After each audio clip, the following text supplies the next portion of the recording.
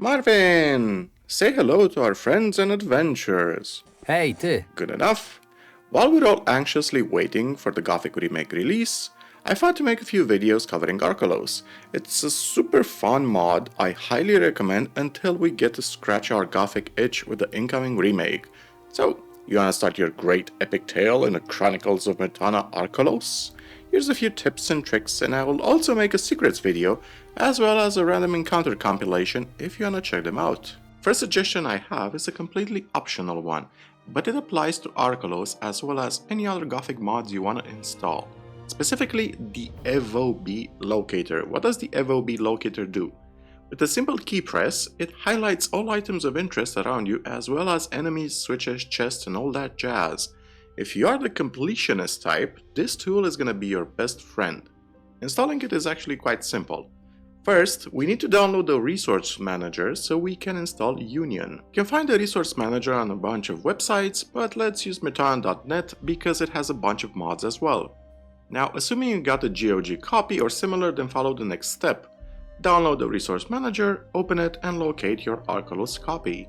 You can also use the resource manager to update your game with the player patch and system pack to avoid bugs, and it runs more stable. We select Union from the list and install it in our Archalos folder. Once that's done, we head back to the myrtana.net website and download an archive containing a bunch of Union mods. The one we're interested in is the FOB locator. We simply drag it and drop it into your data file and bam, we're set. We boot up Archalos, go to options, and see we have it ready. You can customize it so it only shows certain items or the range at which it detects things. The default key to activate it is the minus key. Now, I get why for some this breaks immersion, and why you shouldn't use it. If you find it too annoying, simply don't install it. Also, this mod makes most of my secrets video quite fairly redundant, but hey, knowledge is worth sharing, right? Since we're on the topic of mods, the locator mod pairs the best with a quick loot mod, like white wine with delicious fish.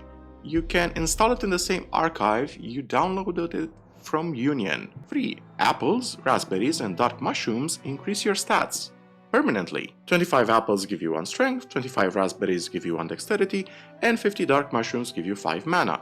But take caution! There are recipes that use apples, berries, and shrooms. However, the consumed ingredient counter is off. More than once, I made 25 mushroom cutlets with 50 dark mushrooms, but the mana reward didn't properly trigger. If you wanna be certain you get the buffs, just eat the ingredients raw. 4. Cooking is your best friend. At the start, making food will have 2 advantages. Better healing than in eating the items raw, and if you eat enough different meals, it permanently increases your health. Speaking of cooking, give Jill 1 of each cooked meal for some easy gold in Silbach. 6. Talk to Old Man Dismas at the start and learn extraction skill till 30%. It will give you a nice advantage and you'll waste fewer resources in the long run. 7. Hold on to the boxer ring set. There's an arena fight in chapter 2 that will impose an unarmed fight against you. The boxer ring set will quadruple your strength, making the fight easier. 8. Clearing the map in chapter 1 will not break the game. Go savage, my friends. 9. Quest items such as letters are useless once the quest is done. You can safely get rid of them by putting them in a chest so your inventory isn't too cluttered. 10. Don't sell the pickaxes you find. Save them until you reach the Archalos gold mine, which, by the way, you can explore in chapter 1. You can drop them in front of the guard, and before you enter the mine, you can pick them back up. Pickaxes will break in the mine. Using the ones you find along the way is a good idea to save some resources. 11. Trade your gold nuggets to Heisner for snack packs. They contain apples and raspberries to permanently increase your dexterity and strength. Unlike Gothic 2, the stats mechanics have been overhauled. If you have to min-max like crazy in Gothic 2 because you had learning points thresholds that increased in cost, in Archalos you don't have to worry about that. You can have a base strength of 10, for example, and the modded value can be 50. That 50 can represent you using potions, foods, or various buffs. If you visit a trainer, the cost to increase strength will be the same as if your strength is 10. This is a freaking awesome change. So don't worry about hoarding buffs or potions till the late game. Use them as soon as you get them. 13. Buy books and read them. They give you experience, and if you read the whole book set, it also gives you a permanent stat buff like weapon skill, life, mana, etc. 14. Magic is quite powerful in Archalos even if you are limited to level 4. When you hit level 4, you get passive mana regeneration. This effectively allows you to spam out infinite spells as well as infinite healing. Become 4. Send out lightning bolts by the bucket load. 15. You can learn alchemy from Badawin. It costs you 50 learning points, but it's worth it. This doesn't affect your profession master in the city of Archalos. 16. In Chapter 5, you can apprentice to a second master, but only to level 2 in that profession, aka advanced recipes. For example, if your main master can be the blacksmith, but also you can choose Frida, the bowyer, as your second master in Chapter 5, but you can only learn advanced bowyery from her. 17. If you plan on apprenticing to the carpenter in Archalos, hold on to the jewelry and valuables such as gold cups or silver plates. He will pay an insane premium for those. 18. If you need gold, sell off excess salt, spices, or flour. They are not consumed in cooking and you only need one of each. 19. Each chapter, make sure you check out the bounty board in Silbach and Archalos. Bounties are a lucrative way to get gold and experience. 20. Rush to get the leather armor from Sailor's Retreat when you get 700 gold pieces in Chapter 1. You can pop a speed potion to get there quickly, and just avoid the monsters and you should be fine. Talk to Roy and buy the leather armor. You'll be wearing it for half the game if you upgrade it. It's just so good. I promise you, you won't regret it. I covered this in my Archalos Secrets video, but if you rush to Wolf's Den afterwards, you can upgrade the leather armor for extra protection. The armor is also a bit weird looking. It says leather armor, but I see chainmail rings on it. Don't waste precious crafting materials in Silbach making low-level swords or bows to sell. If you plan on becoming a blacksmith or a bowyer, hang on to the materials until you get to Archalos and learn the more valuable recipes. 22. Resource nodes such as iron veins and felled trees reset in chapters 3 and 5. Fishing spots do not. 23. You can finish the game as any class or with hybrid builds. Play as you like. Have fun. 24. Whether or not you go for a magic build, keep the runes on your person and don't sell them for cash. In Chapter 2, you can encounter a water mage at the temple in the city who buys them for a premium, and he also gives you some experience bonus to loot. 25. You'll end the game at around level 40ish, which means you will have enough learning points to learn alchemy, a mastery profession, a secondary profession, sneaking, pickpocketing, magic up to level 4, and choose one weapon type to specialize in. So don't worry about screwing your progression. The game is actually quite forgiving, unlike Knight of the Raven. 26.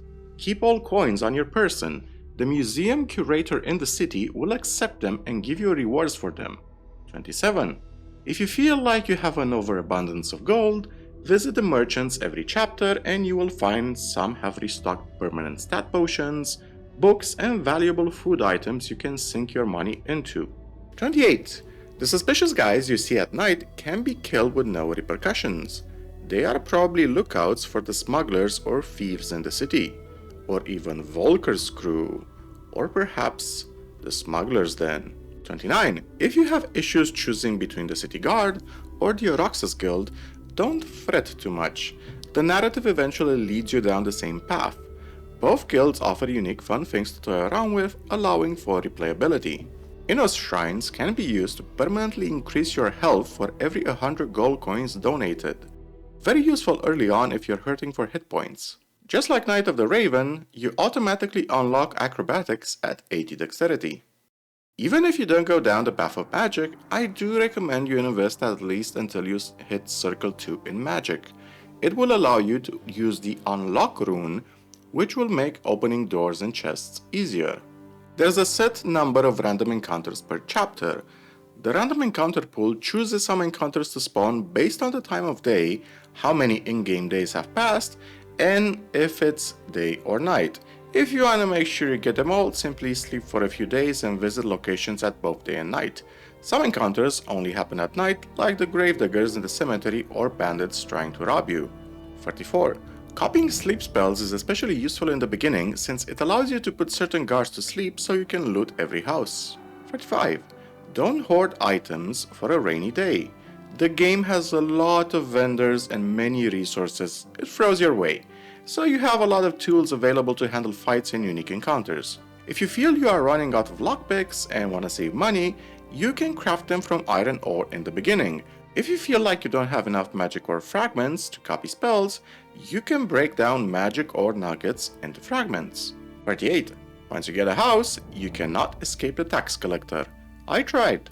Many times. Many times. 39. Diving underwater is an actual mechanic to get items. You can also get access to potions that increase your swim speed and allow you to breathe underwater. Check lakes, rivers, and shorelines for goodies. Take your time exploring the map and following your curiosity instinct. If you get the impulse of, oh, what's over there? 99% of the time, your curiosity will be rewarded. 1% of the time, you'll run into a shadow beast. 41. If you are strapped for gold and don't plan on becoming an alchemist, you can sell off excess plants. 42. The last tip is to sell all items you don't need to Bastion the Innkeeper in Silbach. That way, if you sold something you might need later, you can visit him in the future. Thank you, friends and adventurers, and till next we meet, seems fitting to end in tip number 42.